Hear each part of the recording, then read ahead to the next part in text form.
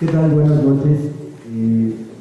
Primero que nada le quiero dar las gracias al Museo Iconográfico del Quijote por haberme invitado aquí a Guanajuato, porque en los últimos 20 años he viajado mucho por todo el país, pero aquí nunca me habían invitado y es una de las ciudades que más me gustan y donde tengo muchos vínculos sentimentales con ella, porque algunos de mis amigos más queridos son de aquí. Entonces me agrada mucho estar aquí para poder hablar con ustedes. Yo quisiera que esta charla no sea un monólogo, sino una conversación, de modo que ustedes participen, ¿no? Porque me invitaron a hablar de mi obra, ¿no? Pero creo que es un poco difícil que uno sea comentarista de su propio trabajo, ¿no? De modo que creo que la segunda parte de este evento, cuando ustedes me hagan preguntas, comentarios sobre cualquiera de mis obras o de algo que yo comenté aquí, pues será, creo que más animada nuestra conversación. Voy a hablar primero un poco de cómo fue mi formación literaria, ¿no? La historia de un escritor siempre es la historia de un lector, ¿sí? Y yo me hice lector por imitación de mi madre, que era una lectora omnívora, que leía lo mismo a los bestsellers del momento que a las obras maestras de la literatura universal, sin ninguna pretensión culterana. Y yo la veía disfrutar tanto durante las tardes en sus lecturas, con su café y su cigarro, ¿sí? Que empecé a pedirle libros, ¿no? Y mi madre, pues, cuando yo era niño, me dio las lecturas de esa época: Julio Verne, Mark Twain, La cabaña del tío Tom, Los tres mosqueteros, ¿no? Yo ya como a los 12 años leí Los Miserables de Víctor Hugo, que me dejó una impresión muy fuerte, ¿no? Y en la adolescencia, ¿no? Ya empecé yo a elegir mis propias lecturas, y en esa época yo tenía una predilección por la literatura fantástica, que creo que es el género que más fácilmente puede iniciar a los adolescentes en la literatura, ¿no? Porque finalmente están predispuestos a disfrutarlo por las muestras del género fantástico que han visto en la televisión y en el cine, ¿no? Por ejemplo, hablando de la actualidad, leer a Philip K. Dick, ¿no? Estoy seguro que es una delicia para cualquier adolescente, ¿no? Philip K. Dick es el autor de la novela en que se basó para hacer Blade Runner, que se llama Sueñan los androides con ovejas eléctricas, ¿sí? Y de muchas otras. Fue un escritor extraordinario de literatura fantástica, y yo no lo descubrí hasta muy recientemente, porque en aquella época quienes leía era Lovecraft, Edgar Allan Poe, H.G. Wells, Dino Buzzati. Y de hecho en mis primeros esbozos como cuentista los trataba de imitar, sobre todo en la técnica de iniciar los cuentos con una frase que le hiciera, le anticipara al lector que iba a suceder algo terrible, un fenómeno desconcertante que lo iba a poner en vilo, ¿no? Que es una técnica que utilizaba mucho Lovecraft, ¿no? A quien es un escritor que uno lee así con los pelos de punta, ¿no? En la niñez y en la adolescencia. Esos cuentos, el primero que escribí, ¿no? Lo escribí durante una muy aburrida clase de literatura que daba una maestra en la preparatoria, que se dedicaba a dictar fichas bibliográficas de autores. Entonces, mientras ella decía Juan Ruiz de Alarcón nació en Tasco en 1500 no sé qué, ¿no? Supuestamente teníamos nosotros que tomar el dictado, ¿no? Pero yo, para escapar del tedio de esa clase, me puse a escribir un cuentito que ocurría dentro de una cajetilla de cerillos. Los personajes eran los propios cerillos.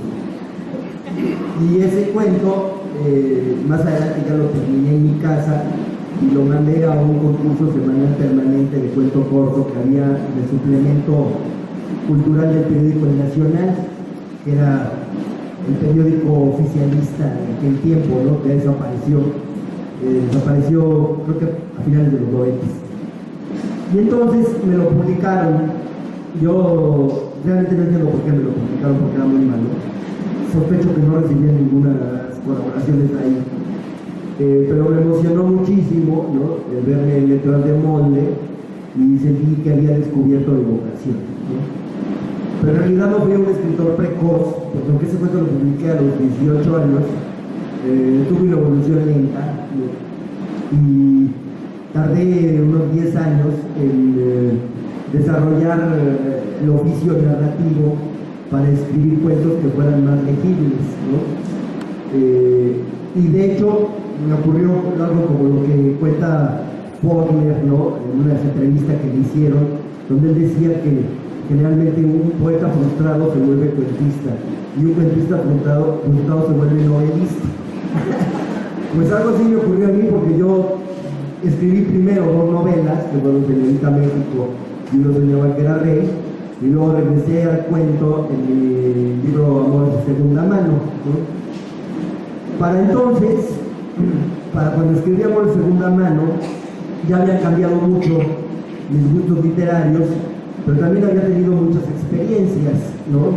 Y la literatura se nutre de ambas cosas, ¿no?, de lo que uno ha vivido y de lo que uno ha leído, ¿no? Y eso se va mezclando en el laboratorio de la imaginación. Entonces, yo para ese tiempo ya había estudiado la carrera de letras, ¿no?, que a mí me fue muy enriquecedora, porque me ayudó a sistematizar mis lecturas, y en la carrera de letras descubrí la poesía, por ejemplo. Realmente yo era un lector solamente de narrativa, y creo que eso fue algo muy importante en mi formación literaria, ¿no?, porque más adelante he comprendido que en la literatura no hay géneros puros, que los 3 géneros siempre están entremezclados, ¿no? Y creo que uno de los errores de los escritores principiantes, ¿no?, es concentrarse solamente en uno de ellos, ¿no?, y no leer también los demás, ¿no? Porque yo creo que un narrador tiene que leer tanto de poesía y de teatro como de narrativa, ¿no? Porque una narración que no utilice recursos del lenguaje poético, metáforas, imágenes, que no cuide la cadencia y el ritmo de las frases, etcétera, pues es como un lenguaje periodístico o un lenguaje de una sinopsis, ¿no? Y lo mismo vale para la poesía, por ejemplo, ¿no? Octavio Paz tiene un ensayo que dice cantar es cortar, en donde dice que siempre hay una historia detrás de un poema, ¿no?, que siempre está narrando algo, la poesía también. Y obviamente en los orígenes de la literatura, ¿no?, pues la épica, que era la narrativa, se escribía en verso, ¿no?, de modo que estaban mezclados. Y lo mismo pasa en el teatro, ¿no?, en el drama. En el drama hay muchos momentos en donde los personajes están contando una historia. En ese momento hay un personaje que se vuelve narrador. Y obviamente también el teatro utiliza recursos de lenguaje poético, sobre todo en los dramas del siglo de oro español, en el teatro isabelino, en Shakespeare, que eran, aparte de ser dramaturgos, eran altísimos poetas, ¿no? De modo que yo creo que la poca poesía que he podido producir la he deslizado, ¿no?, en medio de mis narraciones, ¿no? Sin sentirme poeta, desde luego, ¿no?, porque yo creo que los poetas deben predominar el impulso lírico, ¿no?, y en mí predomina sin duda alguna el impulso de contar historias, ¿no? Pero bueno, les decía que ya cuando escribí Amor de segunda mano había cambiado mucho.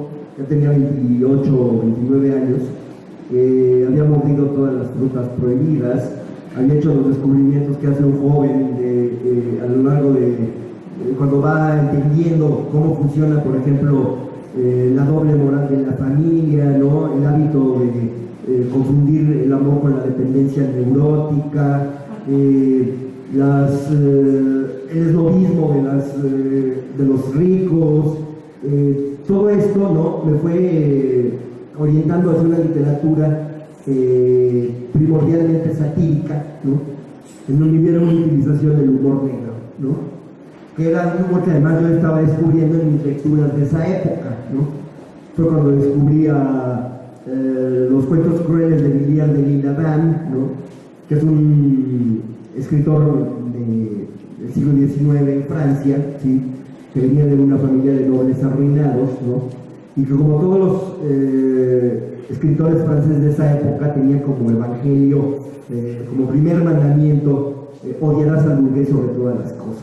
¿Sí? Y una de las cosas que más odiaban del burgués, ¿no?, era justamente que fuera al teatro, ¿no?, a conmoverse viendo melodramas desgarradores, ¿no?, en donde se identificaba con las víctimas y sentía que estaba de parte del bien, ¿no? Y que luego, a la semana siguiente, fuera con mano de hierro a desalojar a los inquilinos de un departamento que no le pagaban, ¿no?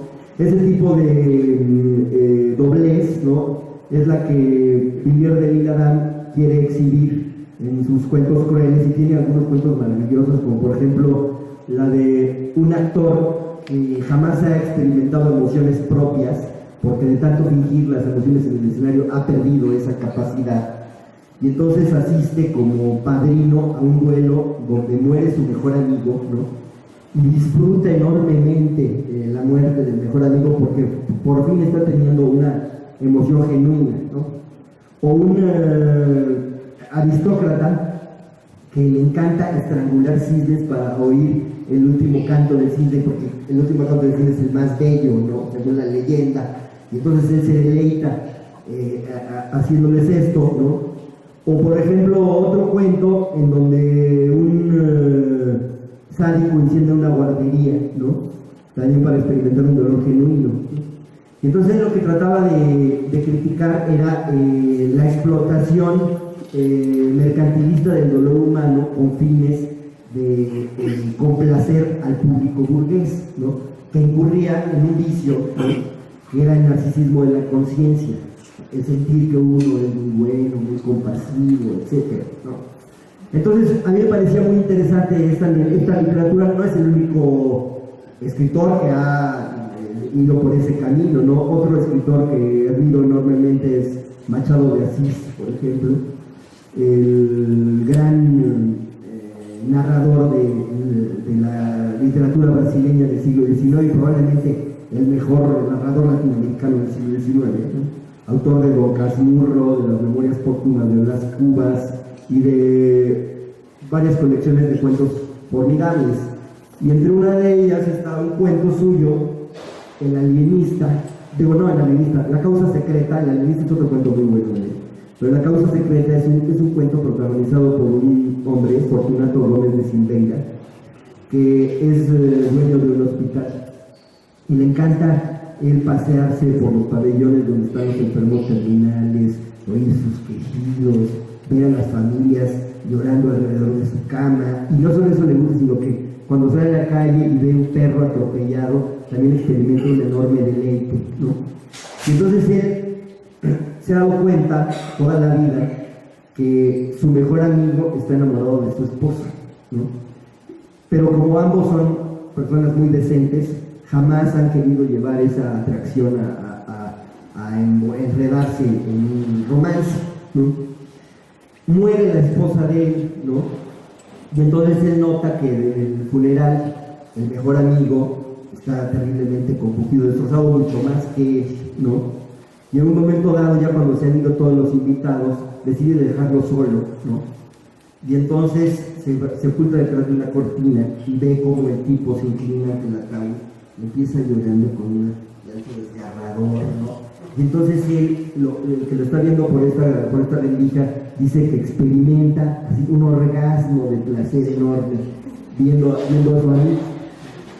Bueno, ese tipo de cuentos a mí me produjeron un gran deslumbramiento. Hay otros ejemplos, ¿no? Por ejemplo, el mismo de quien iba a hablar aquí, Virgilio Piñera, ¿no?, el cubano, que fue uno de los fundadores del teatro del absurdo, incluso antes que Ionesco y Beckett, que fue un escritor perseguido por la Revolución Cubana porque era homosexual, lo tuvieron vetado durante mucho tiempo, ¿no? Y que tiene también cuentos fabulosos como uno, ¿no?, en donde se reúnen, no sé si les ha tocado a todos nosotros, nos ha tocado, ¿no? Todos tenemos nuestro árbol familiar, ¿no? Y a nosotros nos encanta verlo, a nuestros hijos, de nuestras familias, ¿no? Pero luego le queremos asestar las fotos del árbol familiar a los extraños. Y esto se trata de una señora que está en un patio de una vecindad, ¿no? Y de pronto saca el álbum de fotos. Y todos, como es una casa de huéspedes, donde todos quieren quedar bien con la dueña, pues nadie se puede ir porque no se vaya a ofender, ¿no? De que no quieren ver las fotos con ella. Pero esto resulta interminable. En cada foto ella se demora contando las circunstancias en que la tomó, etcétera. Se hace de noche, algunos empiezan a dormir, otros se orinan en la silla donde están porque no se pueden levantar. Es una tortura que los tiene pegados a la silla, ¿no? Entonces, bueno, estos cuentos fueron en parte mi fuente de inspiración para Amor de Segunda Mano. Y otra fuente de inspiración pues, obviamente la vida misma, ¿no? Las cosas que yo había ido descubriendo, ¿no? Yo creo que ese libro fue para mí muy importante porque creo que dio un salto cualitativo, ¿no? En relación con mis dos primeras novelas, ¿no? Por ejemplo, una de ellas, ¿no? Uno se llama Que era rey, ¿no? Pues es una novela muy experimental, ¿no? Y es la radiografía de una sociedad podrida, ¿no? Escrita por el joven que era yo en esa época, ¿no? Que no tenía, por ejemplo, tribunas periodísticas, ¿no? Y entonces que quería volcar en esa novela toda la náusea que le daba ver a mí la crisis política y social de México, ¿no? En los años 80. Está muy influida por las atmósferas de la crónica urbana, que era un género que estaba muy de moda en aquel tiempo, ¿no?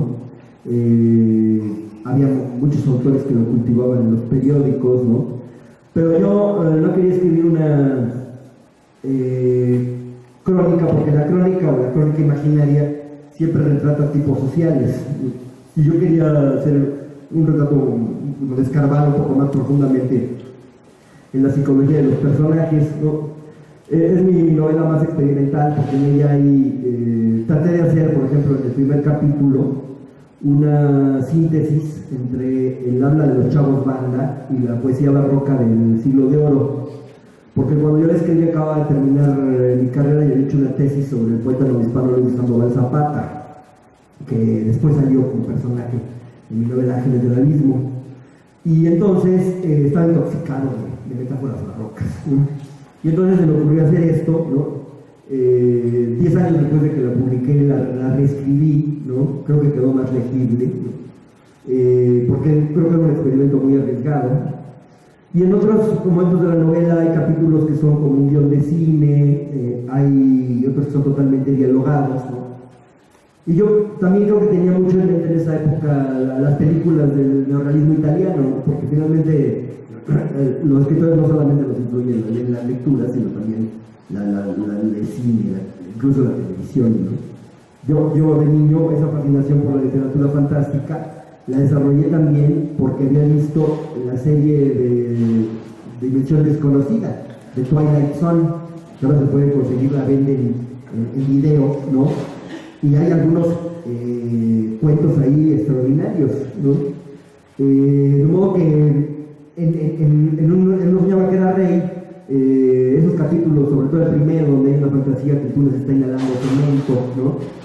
Tiene mucho que ver con las secuencias oníricas de las películas de Vittorio Gassica, como por ejemplo Ladrones de Bicicletas o Milagro en Milán, ¿no? Que yo había visto también por esa época. Era en ese tipo, yo frecuentaba mucho los cineclubs, ¿no? Y bueno, es una novela en donde hay experimentos de autoconciencia literaria, digamos, donde el autor se hace presente en la narración, le dice al lector esto es una ficción, lo que se llaman técnicas de distanciamiento brechtianas, ¿no?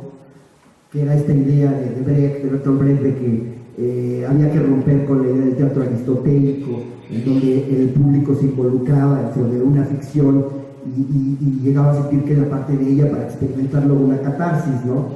Bertolt Brecht creía que como él aspiraba a hacer un teatro que llamaba épico, ¿no? Y un teatro a cierto punto didáctico que sembrara en el espectador la conciencia política para un cambio, porque era un escritor socialista, ¿no? Entonces no debía de tratar de cautivar al espectador haciéndole creer que la obra que estaba viendo era real, sino romper las convenciones del realismo. Todo eso yo traté de hacer en esa novela. Más adelante cambió mucho mi manera de narrar, ¿no? Porque yo empecé a sentir que se logra un mejor efecto cuando el escritor se oculta detrás de su narración. Algo que en la literatura comenzó a hacer de una manera magistral Flaubert, ¿no? Que es finalmente el gran inventor del realismo objetivo, ¿no? Antes de Flaubert, los escritores del siglo XIX se permitían intercalar comentarios dentro de sus narraciones, de pronto hacían, intercalar un artículo de política, de economía, interrumpiendo incluso el relato, ¿no? Ahora les voy a decir esta opinión de lo que yo pienso, etc. Así escribía, por ejemplo, Walter Scott en Inglaterra, así escribía el mismo Victor Hugo. En Las Miserables hay varias de estas disertaciones, mientras que Flaubert es el primer novelista que desaparece de sus relatos, ¿no? Y entonces eso da una impresión de vida mucho mayor, ¿no? Y yo, a partir de Amor en segunda mano, he tratado de hacer esto, ¿no?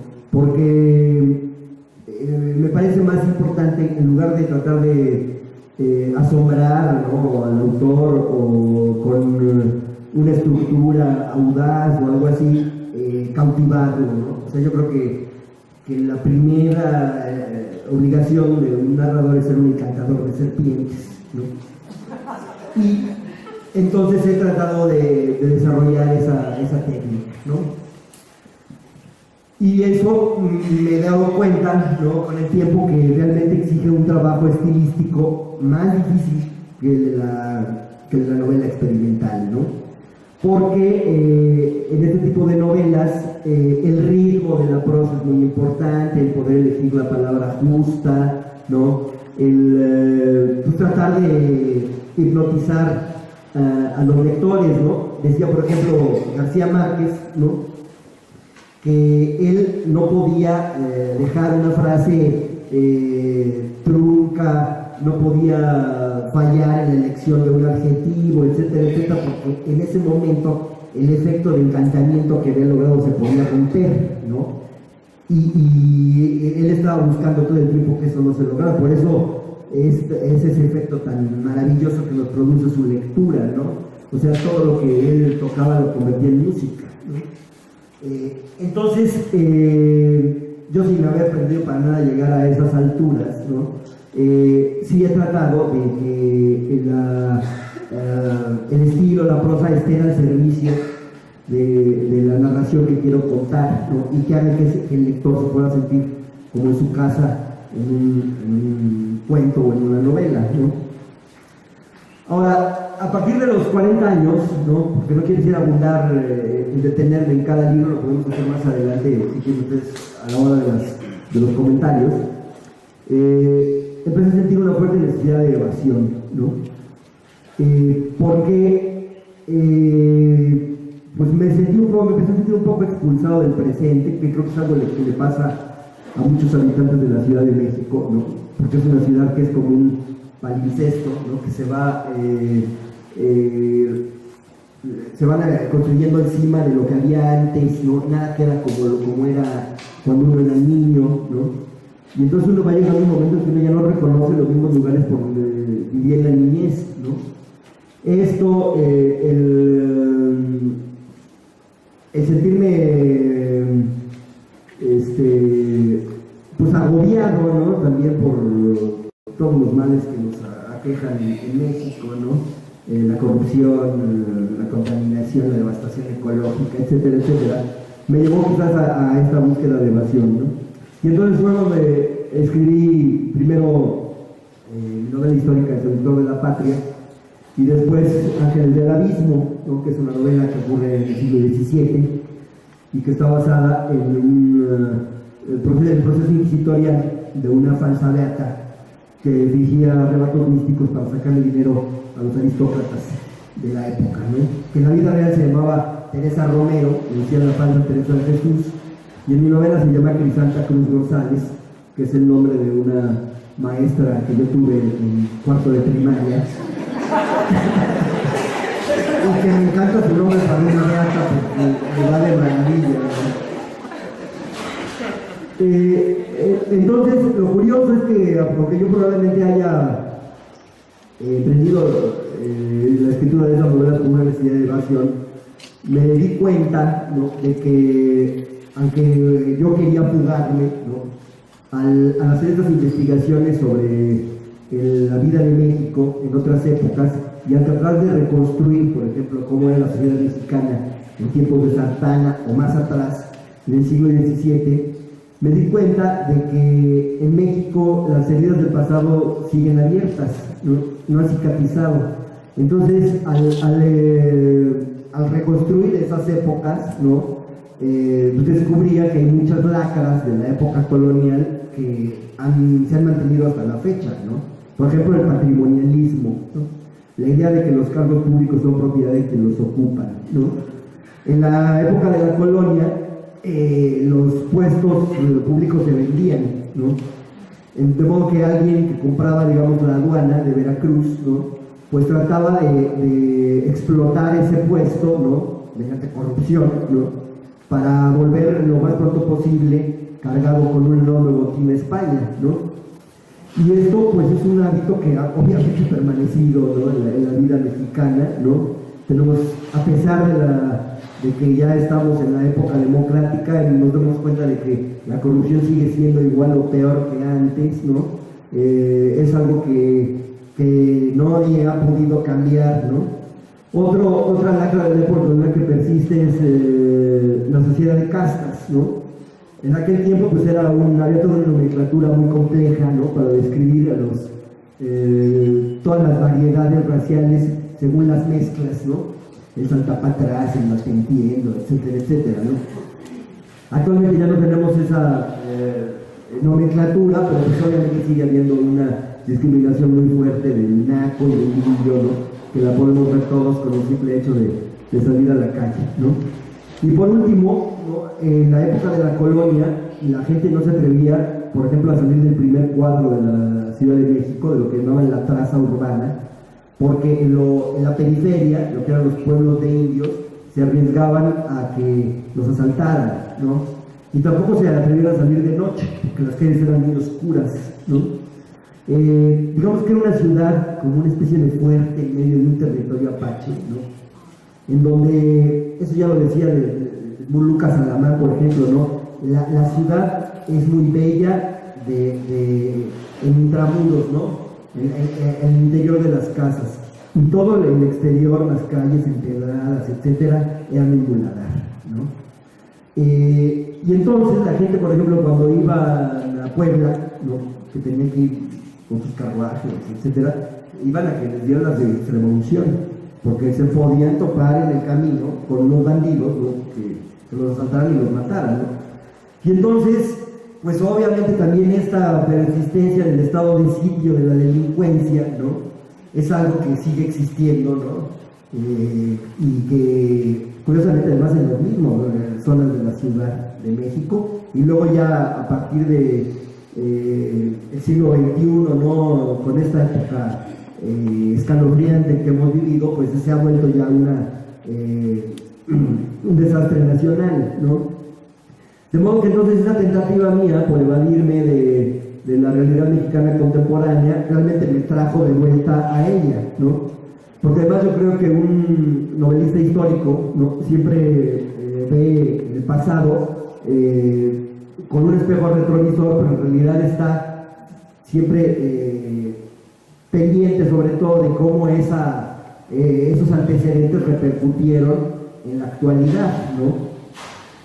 Y bueno, lo de Santana fue una novela en la que yo quise hacer un tipo de identificación con el personaje diametralmente opuesta a la que busca el melodrama, ¿no?, que es un género que yo conozco bastante porque fui argumentista de algunas telenovelas que escribió mi gran amigo Carlos Olmos, que fue un gran dramaturgo, además de ser muy buen guionista de televisión. Y en el melodrama, ¿no?, uno siempre tiene esa simpatía por las víctimas y genera ese peligroso autoengaño del que hablaba hace unos momentos, ¿no?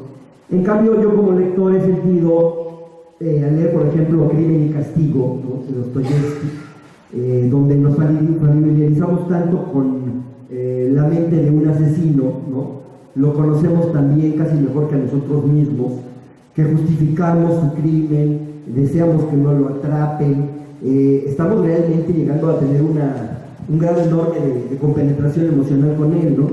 O por ejemplo, en Ricardo III de Shakespeare, que es la historia de un tullido, ¿sí?, que por su desventaja física desarrolla un enorme resentimiento contra todos los miembros de la familia real inglesa, y ese resentimiento es el que incuba su voluntad de poder, y entonces poco a poco va asesinando a todos los que se oponen a que él llegue al trono, hasta que finalmente consigue encumbrarse, ¿no? Esos estudios de carácter, ¿no?, me parecen muy interesantes porque nos obligan a ver las zonas oscuras del alma humana que muchos, por ingenuidad o por sí mismo, no quieren ver en sí mismos, ¿no? Y todos tenemos una cierta voluntad de poder, un afán de dominar a los demás, tenemos impulsos violentos que si no los controláramos podrían llegar a ser homicidas, ¿no? De modo que a mí me parecía interesante, ¿no?, escribir un retrato del caudillo más satanizado de la historia nacional, ¿no?, que le hiciera sentir al lector, ¿no?, el pequeño Santana que todos llevamos dentro. Y entonces, obviamente para mí implicó un esfuerzo parecido al que hacen los actores que siguen el método de Stanislavski, que es un método en donde tienen que vivir, ¿no?, meterse en el alma y en la piel de su personaje para poderlo interpretar, que a algunos autores incluso les llega a causar grandes conflictos psicológicos, ¿no?, porque ya después de hacer una temporada larga de teatro, de un personaje, luego ya volver a ser ellos mismos, les cuesta trabajo, ¿no? A ese grado llega su involucramiento con el personaje. Y yo, bueno, pues traté de meterme lo más posible en el alma de este personaje, ¿no? Santana fue un gran embaucador, ¿no?, pero un hombre con un gran carisma, ¿no? Y a mí me parecía que era necesario que ese carisma que tuvo Santana se notara en la novela, ¿no? De modo que fuera un personaje seductor, ¿no? Mi novela no es un panegírico de Santana, porque en ella están expuestas pues todas las traiciones que cometió, los bandazos políticos, los chaquetazos, como los llamaban en aquella época, ¿no? Él tiene una frase en mi novela que dice: yo no pude haber traicionado mis convicciones por la simple razón de que nunca las tuve. De modo que él se consideraba por encima de los partidos, de los bandos en pugna, era como un árbitro, ¿no?, de las contiendas nacionales. Y lo que me fui dando cuenta al escribirla, ¿no?, es que a partir de que él gana la batalla de Tampico, ¿no?, contra Isidro Barradas, que intentaba reconquistar México al mando de una expedición española, Santana se convierte en el caudillo más popular de la época y casi en la encarnación de la patria, ¿no?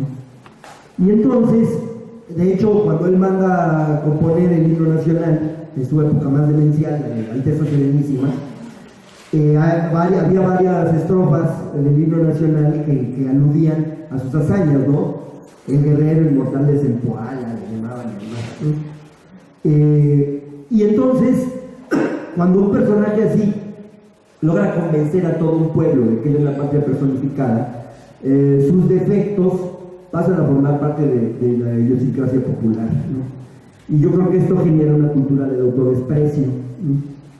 Y a mí me interesaba mucho eso porque yo era obviamente muy fácil hacer una analogía, ¿no?, entre eso y el predominio durante todo, casi de todo un siglo, ¿no?, que hasta la fecha seguimos arrastrando, del PRI, ¿no?, que es un partido que secuestró los colores de la bandera en su escudo, ¿no?, y que pues de hecho le hizo pensar a mucha gente que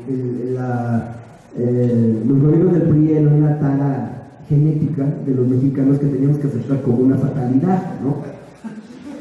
Y entonces, claro, yo veía que había una línea de continuidad, ¿no?, muy clara entre el santanismo y el priismo, ¿no?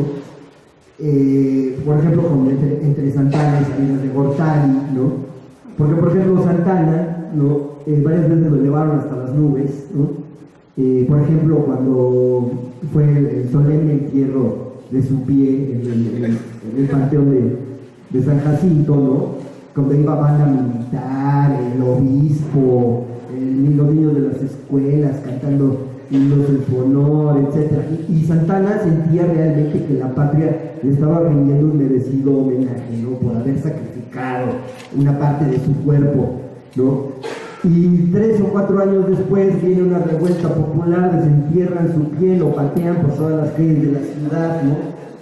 Entonces, ese tipo de volteretas, ¿no?, me parecían muy similares a lo que había pasado, por ejemplo, con Salinas de Gortari, que pues a mitad de su sexenio parecía que estaba llevando a México al primer mundo, ¿no?, con el Tratado de Libre Comercio, era el ídolo de la clase media, mucha gente lo admiraba, y al final de su sexenio, cuando se descubrió que su hermano tenía una cuenta de $100 millones en Suiza, ¿no?, cuando vino la catástrofe económica, la devaluación, pues la misma gente que lo había alzado de las nubes, entonces lo convirtió en el villano favorito, ¿no?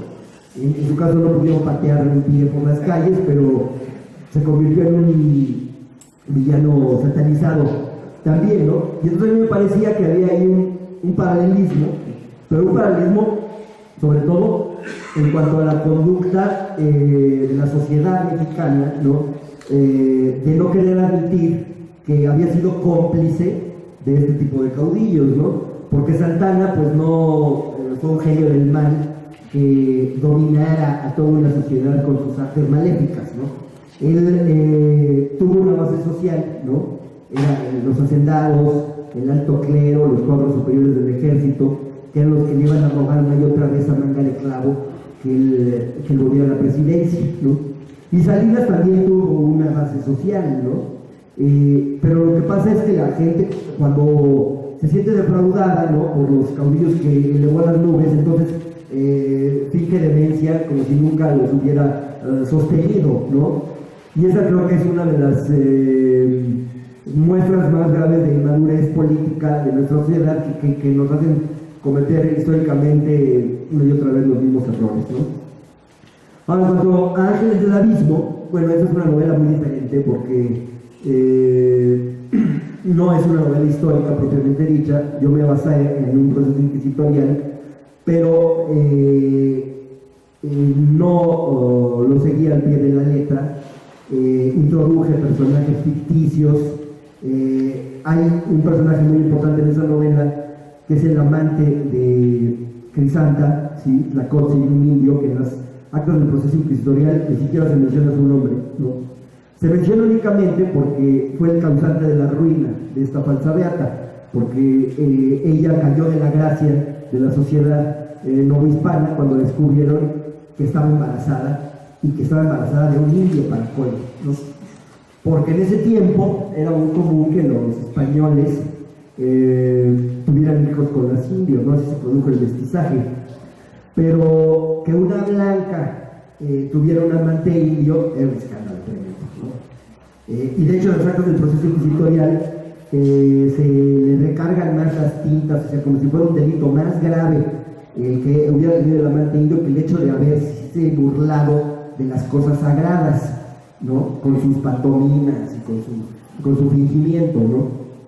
Entonces, bueno, a mí se me ocurrió vincular a esta mujer con el mundillo teatral de la época, ¿no? Y ahí es donde intervino Luis de Sandoval Zapata, que fue un poeta novohispano muy importante, para mí el mejor poeta de la colonial después de Sor Juana, ¿sí? Y que escribió obras de teatro que desgraciadamente están perdidas, ¿no? Una de ellas, Lo que es el predestinado, donde contaba la historia de Martín Garatuza, que fue una especie de Robin Hood criollo del siglo XVII, ¿no? Y entonces que finalmente acabó siendo una historia de ficción en un 80 o 90%, ¿no? A mí me interesaba mucho ese género, ¿no? Porque yo creo que la novela debe ir incorporando los avances que han hecho los historiadores en el conocimiento de épocas remotas, ¿no? Y por ejemplo, en cuanto a la novela colonial mexicana, ¿no? Tuvo dos épocas, una la del siglo XIX, ¿no? Cuando escribió, por ejemplo, Vicente Riva Palacio, Monja casada, virgen y mártir, o Martín Garatuza, y novelas que creo que hasta la fecha se leen con bastante deleite, ¿no? Porque don Vicente Riva Palacio, que además fue historiador, él es el autor de México a través de los siglos, de varios volúmenes de ese magna obra de la historia del siglo mexicana del siglo XIX, y fue militar, ¿no? Era un escritor folletinesco que sabía atrapar la atención del lector y que tenía un buen manejo del suspenso. Luego también está Julio Sierra O'Reilly, que escribe La hija del judío, que ocurre en Yucatán, ¿sí? Que también es una muy buena novela. Y luego ya en el siglo XX, la primera mitad del siglo XX, a los colonialistas mexicanos, ¿no? Don Artemio del Valle Arizpe, Julio Jiménez Rueda, etc. Y don Artemio del Valle Arizpe, ¿no? Era una especie de anticuario del lenguaje, ¿no? Que le gustaba mucho mostrar toda la erudición que él había almacenado en sus años de estudio, y creo que eso daña mucho a sus novelas y a sus leyendas, porque las vuelve muy pesadas y muy farragosas, ¿no? Él es como un banco de datos extraordinario para alguien que quiera reconstruir la época, pero eso es un gran fastidio para un lector contemporáneo, ¿no? Entonces, yo quería incorporar a una novela de la colonia lo que han ido averiguando los historiadores, porque la colonia fue muy estudiada por escritores que eran partidarios de la colonia. O sea, por ejemplo, Julio Jiménez Rueda justificaba la existencia de la Inquisición, ¿no? Sentía que había sido necesaria y que había cumplido un gran papel, incluso en esquemas de herejes, ¿no? Y don Artemio del Valle Arizpe pues también era un enamorado de la época colonial. Los liberales del 19 no, los liberales eran mucho más críticos, Riva Palacio y justo Sierra O'Reilly, ¿no? Entonces, en la actualidad ya sabemos, por ejemplo, que la vida en los conventos, ¿no? En la época en la que ocurre mi novela, que es el siglo XVII, mediados del siglo XVII, pues había habido una terrible mortandad que estuvo a punto de acabar con la raza, ¿no? Porque la Ciudad de México, cuando llegaron los españoles, tenía 500,000 de habitantes. Era de hecho la metrópoli más poblada del mundo en ese tiempo. Y para mediados del siglo XVII ya tenía solamente 70,000 habitantes, porque por la epidemia de la viruela, ¿no?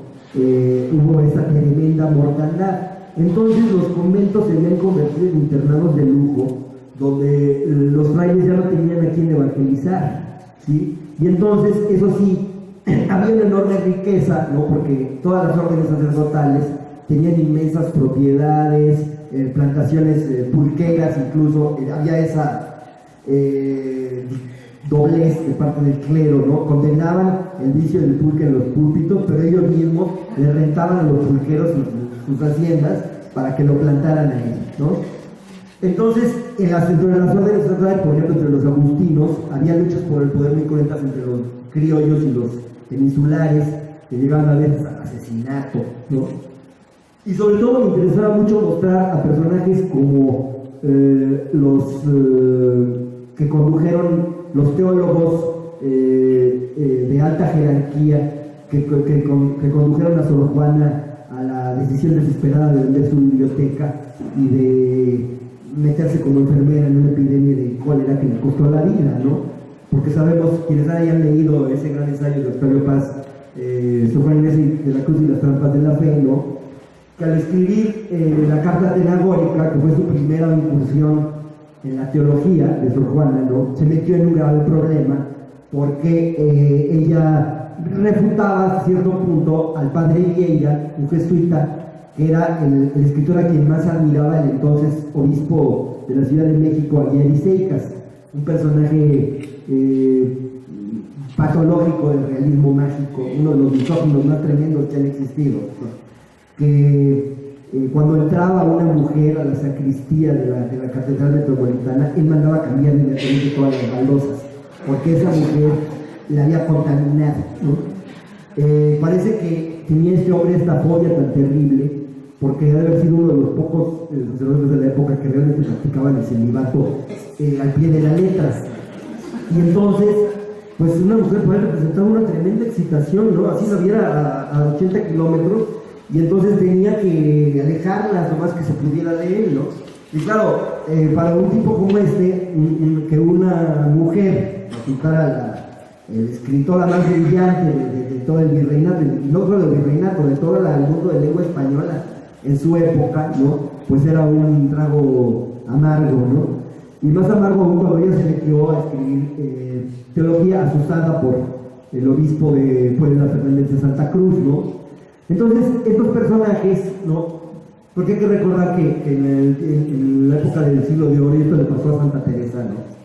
Los místicos eran gentes que a base de pura ardor místico, a base de llegaban a un acercamiento emotivo con la divinidad, ¿no?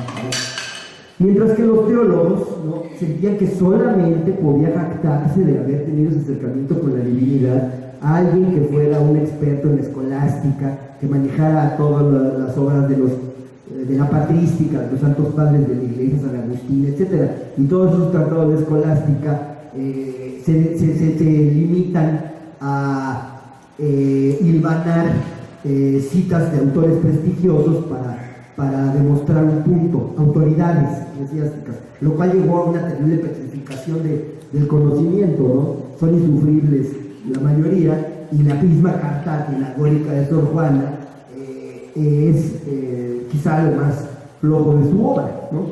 Pero bueno, estos personajes al mismo tiempo eran muy ambiciosos, iban escalando posiciones dentro de la jerarquía eclesiástica, ¿no? Y hacían carreras políticas paralelas a su carrera sacerdotal, ¿no? Y entonces, pues a mí me interesó satirizar y ridiculizar a uno de estos personajes, ¿no? A través de mi personaje Fray Juan de Cárcamo y Mendieta, ¿no? Que es un clérigo de esta índole, ¿no? Porque además cuando yo estaba haciendo mi investigación, ¿no? Y empecé a leer varios libros sobre vidas de falsas beatas en México y en España, ¿no? Me encontré con una obra preciosa donde una monja mexicana, ¿no? Le consultaba, este era un agustino, justamente, ¿no? Que tenía un conflicto grave.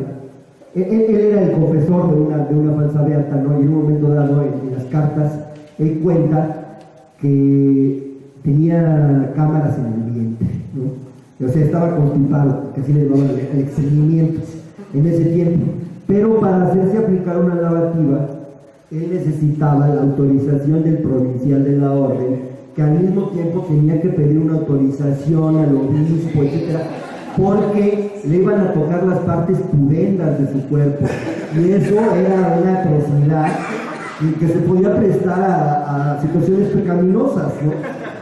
Entonces, claro, yo empecé a pensar, inspirado también en George Bataille, ¿no? Que tiene esta tesis de que la prohibición siempre engendra el deseo, ¿no?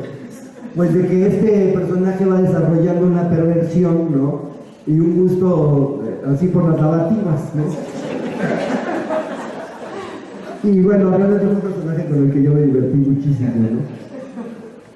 Y bueno, más adelante he publicado más libros, ¿no? Quizá conozcan algunos de ellos y podemos hablar, pero creo que voy a llegar hasta aquí para no eternizarme y para que podamos tener un diálogo entonces con ustedes. Escucho ahora sus preguntas y sus comentarios. Muchas gracias.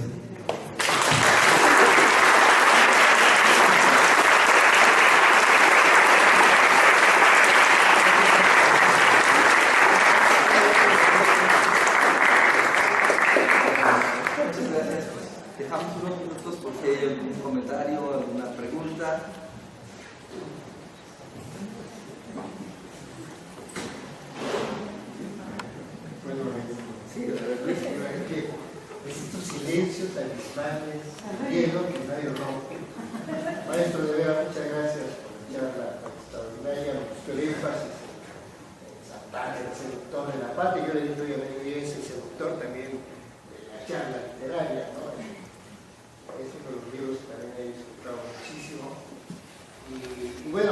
propósito de la novela histórica, en la época del boom, se decía que precisamente había este auge de la novela, porque estaba recuperando lo que los historiadores no recuperaban. Ahora sí, cuando triunfa la Revolución Cubana, de pronto los ojos del mundo, y los científicos también, se voltearon a México y a América Latina para ver qué había de ese país tan chiquito que estaba ahí causando tanto escozor. Se encontraba una historia oficial acartonada, amarillenta, viruela,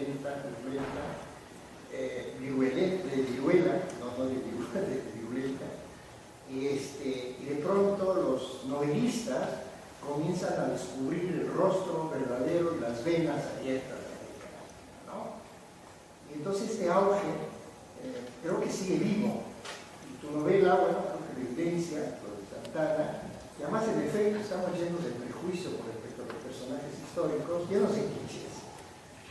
Y este tipo de novelas, como la del Paso del Imperio, nos hacen ver, o el General en su laberinto, nos hacen ver este lado humano, este lado también tanto oculto y a veces no tan visible para nosotros frente a la historia oficial que nos oscurece nuestra realidad en vez de oscurecer, ¿no?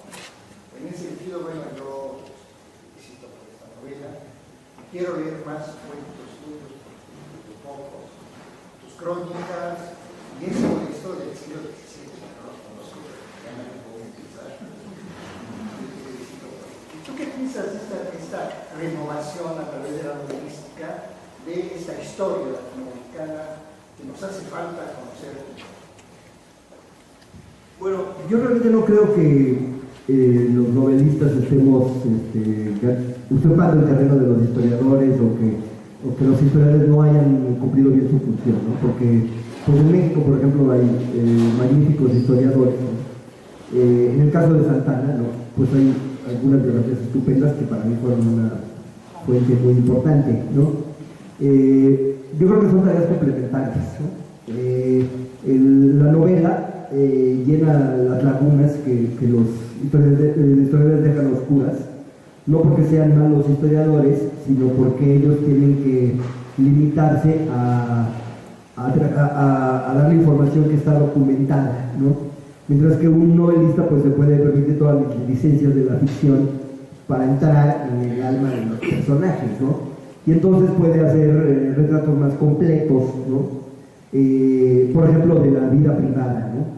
En el caso de Santana, pues sabemos que tuvo 2 esposas, ¿sí? Que tuvo 5 hijos naturales y otros 3 en el matrimonio. Pero fuera de eso, pues no sabemos nada, ¿no? O sea, había un campo ahí importante para poder hacer conjeturas novelescas, ¿no? Y pues es un trabajo, digamos, en equipo, creo, ¿no? En donde la novela le aporta algo a la historia y a su vez se nutre de ella, ¿no? Sin embargo, ya termino, además es una acotación. Sin embargo, los historiadores a veces van contra los novelistas porque creen que les están usurpando. Cuando aparecen Noticias del Imperio, generalmente que son más o menos del mismo año, los varios historiadores serios le reclaman a Del Paso y a García Márquez que tal que Benito Juárez, pero que dice usted, y le dice Del Paso, no, pero usted no se dejó que se Noticias del Imperio novela. Si yo me meto a los resquicios del alma humana y a las zonas oscuras, en efecto, los historiadores no pueden entrar porque dicen el monumento y el documento, ¿no? Entonces, esa confusión también de parte del otro lado. En efecto, un novelista no trata de usurpar a un historiador, pero sí tiene algunas que yo diría son espacios de determinación humana, no claro, histórica. Pues que bueno, uno se vuelve involuntariamente un falsificador de la historia, ¿no? Porque, por ejemplo, yo incluí en mi novela unas cartas ficticias que escribe Samuel.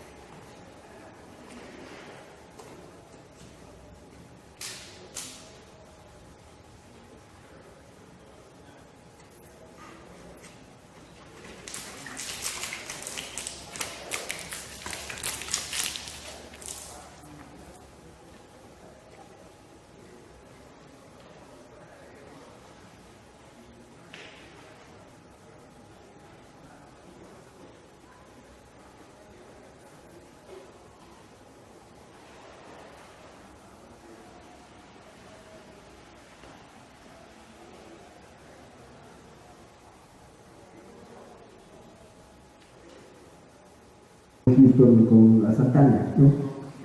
Y recibí cuando se publicó la novela una carta de un grupo de campesinos de Jalisco que me pedían autorización para utilizar esas cartas como parte de un alegato que ellos querían llevar ante la ONU para que México para que Estados Unidos nos devolviera los territorios que perdimos en la guerra de Texas y del 47, creyendo que yo había tomado esas cartas de un archivo, realmente, a pesar de que yo puse novela.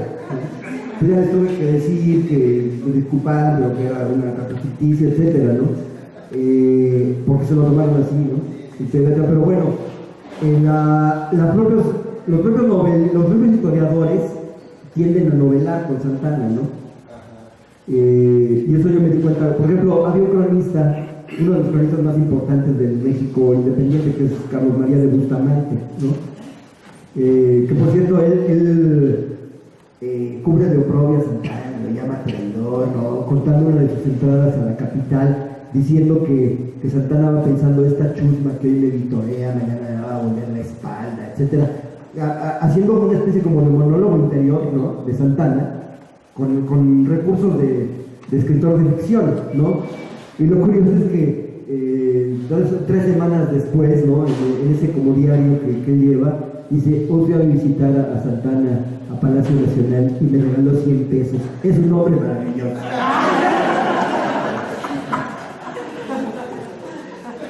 Ese es el mismo historiador que le pone diálogos a Hidalgo y a Enrique, ¿no? Sí.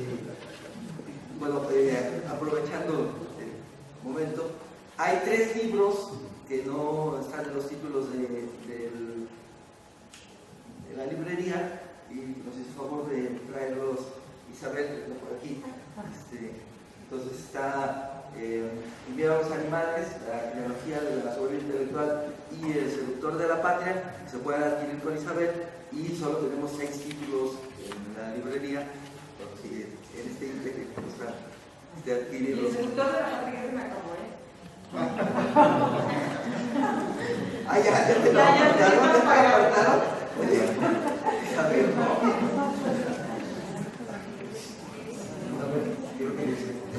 Y seguimos, ¿quién? Sí, ¿En qué se basa para la expresión de sus cuentos? Por ejemplo, pienso en La Palma de Oro y El Orgasmógrafo, que son mucho más amplios que los demás cuentos. ¿Qué pasó ahí? ¿Siguió o por qué decidió hacerlos más largos, mucho más largos que los demás? Bueno, generalmente mis cuentos son extensos, no son breves, porque siento que necesito una cierta extensión para hacer una buena exploración de los personajes, ¿no? Entonces, probablemente esos mismos cuentos los pude haber escrito como novelas, ¿no? Más extensas, pero yo sentía que ganaban más en una forma condensada, ¿no? Es probable que sean micronovelas o novelas cortas, ¿no? Pero a mí no me gusta la hojarasca, ¿no? En la literatura. O sea, que creo que cuando uno puede lograr un efecto más fuerte, más contundente, con menos palabras, ¿no? Pues es mejor, ¿no? Pero tampoco podía hacer eso, una historia con tantas vuelcos dramáticos como por ejemplo tiene El Orgasmógrafo, en una versión demasiado condensada, porque me hubiera parecido como una sinopsis, ¿no? Y por eso me extendí más. Gracias. Sí, ¿alguna otra pregunta, comentario? Sí. Hola, buenas noches. Escribió una vez en un artículo en el Universal, no recuerdo bien el título, sino tenía que ver con la filosofía del TEC de Monterrey, y no criticaba exactamente las capacidades de liderazgo o de innovación de las personas, sino la actitud pedante que las personas interiorizaban para exigir superioridad moral, ¿no? Por así decirlo. Y en ese sentido, a mí sí me gustaría preguntarle, porque al respecto tiene ese libro de genealogía sobre la soberbia intelectual, ¿cuál es el papel de un intelectual con respecto en la formación de la opinión publicada? O sea, ¿qué valor tiene con respecto a la verdad y sobre todo en un contexto democrático?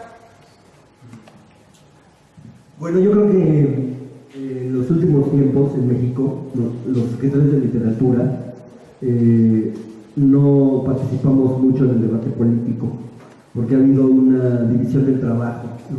En donde los principales articulistas políticos son generalmente politólogos, historiadores, gente que está más pensada en las ciencias sociales, y los novelistas pues solo tangencialmente hacemos artículos de crítica política, ¿no? Y esto no me parece mal, ¿no? O sea, lo que yo creo es que la novela, ¿no? Es el único género que nos permite reconstruir la experiencia de la vida en una determinada época, ¿no? Sea el presente o antes. Y eso no lo puede dar ninguna de las ciencias sociales, ¿no? Por eso me parece que es importante que la novela siga reflejando siga tomando, digamos, el pulso, ¿no? a la sociedad de su tiempo o a sociedades de otras épocas, ¿sí? Porque ningún otro género lo va a poder hacer mejor, ¿no? Pero esto no significa entrar directamente necesariamente al debate político, ¿no? Sino hacerlo de una manera más tangencial, como por ejemplo en un clásico del siglo de oro, Lazarillo de Torres, ¿no? Que es la historia de le han llamado la epopeya del hambre, ¿no? Porque es un pícaro que se le ha obligado a desarrollar sus habilidades para poderse alimentar diariamente, ¿no? Robándole un ciego y a todo el que se deje, ¿no? Y que al final de su vida está en una situación muy humillante, porque tiene que permitir incluso que su esposa sea amante de un capellán para que ese capellán lo mantenga, ¿sí? Y al final de esa novela, ¿no? Dice, hay un punto, dice, y en estas fechas entró Carlos V a Toledo y se hicieron unas grandes fiestas para recibirlo, etc. Y esa es la única acotación de la época en que está escrita, ¿no? Y que nos ubica en unas coordenadas histórico-sociales, ¿no? Pero yo creo que esta novela es una obra maestra de la ironía política, ¿no? Porque nos muestra que en tiempos de la España imperial, ¿no? en cuyo imperio nunca se ponía el sol, etcétera, ¿no? Cómo vivía el pueblo español, ¿no? Pues como el Lazarillo, ¿no? Y no necesita hacer un tratado político como los que había en la misma época, ¿no? Que escribían los arbitristas, que eran los escritores que trataban de influir directamente en el manejo de los asuntos políticos, ¿no? Así escribían tratados para que cómo debía de manejar la flota naval, la flota española Felipe II, cómo debían administrar las colonias, etcétera, que trataban de influir, digamos que eran como los intelectuales del grupo Nexos de la actualidad, ¿no? Y sin embargo yo creo que era más eficaz como instrumento de crítica política el Lazarillo que estas obras, ¿no? Muy bien, ¿alguna última? Bueno, pues muchas gracias.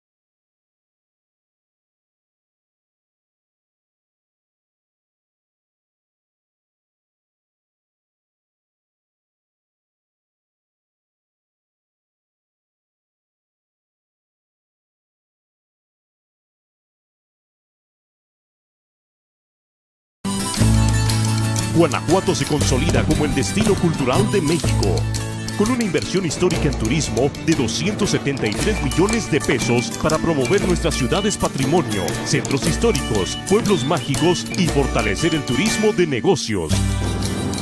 Con estas acciones, el gobierno del estado genera más empleos e impulsa la calidad de vida de los guanajuatenses. Guanajuato, orgullo y compromiso de todos.